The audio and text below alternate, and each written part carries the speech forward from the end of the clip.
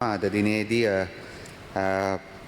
නුවරඑළිය ප්‍රදේශයේදී පාසල් දරුවන් ලංගම් බස් රථයකට ඇතුළු වෙච්ච අවස්ථාවේදී ඒ පාසල් දරුවන්ට බස් රථයෙන් බැහැලා යන්න කියලා ඒකේ වැඩ කරපු කොන්දොස්තර මහත්මයෙක් කරපු ප්‍රකාශයක් එක්ක සමාජ මාධ්‍යවල යම්කිසි විශාල සංවාදයක් තිබෙනවා ඒ අසාධාරණ සැලකීම ගැන.